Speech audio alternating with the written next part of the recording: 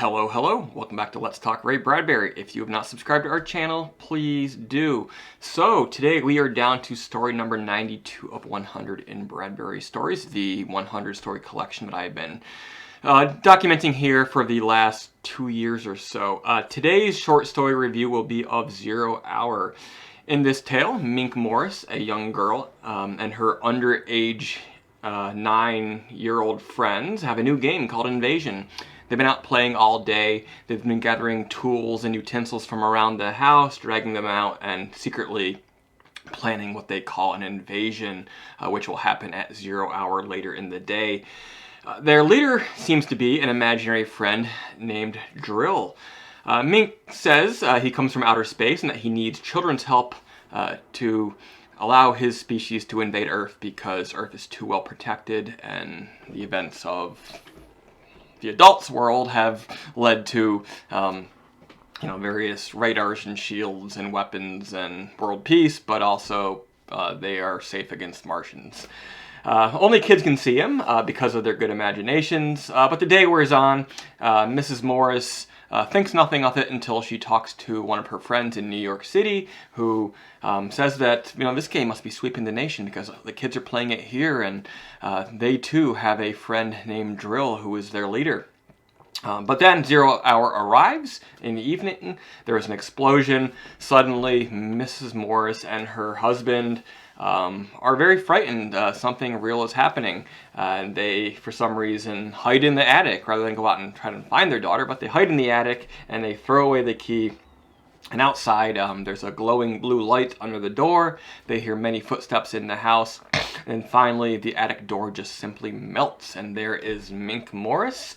And behind her, bathed in blue, are several various strangers. Possibly Drill and his friends from outer space.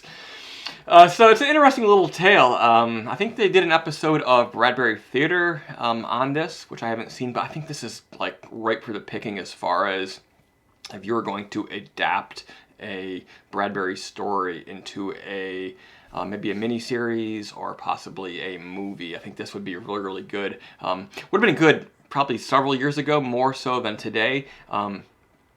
Just because several years ago there was that huge wave of sort of teen and child-centric dystopian sort of sci-fi all the stories of adults torturing children, and I think this would be a good revenge story. Sort of the answer to the Hunger Games and to the Maze Runner and to all those similar types of stories. But down to what I thought of the story, I dig it. One of the things going on here is definitely it's adults fearing youth. They dominate kids, they speak harshly to kids, they punish them, occasionally spanking them or whatever their punishment of choice is. And there must be this fear in every parent. I'm not a parent, I wouldn't know that. Did I go too far with my child, and how will they grow up, and will they when they grow up, will they just leave me and never come back, or did I also instill love and loyalty in them? And so there's always that fear. But there's also, on a more sort of wide-scale social level, I think there's always been a fear, especially in the 20th century, where adults fear youth movements. So many of the protests in the world, come from young-oriented movements, even to this day.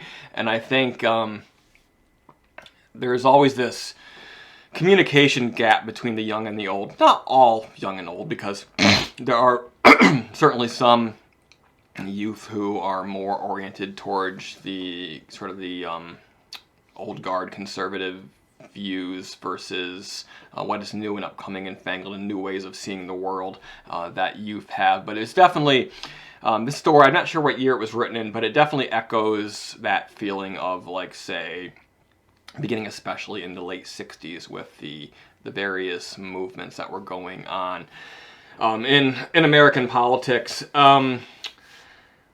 There's also the essence here, the inability of some adults to believe what kids say, but yes, kids make stuff up, but there's also some truth into it. So in this case, you have this story of they're playing Invasion and they're talking, and it's all in the context of imaginary friends and imaginary invasions and all this, but it actually turned out to be real because, you know, even your imagination is fueled by things from the real world. And so there's definitely this warning here that you should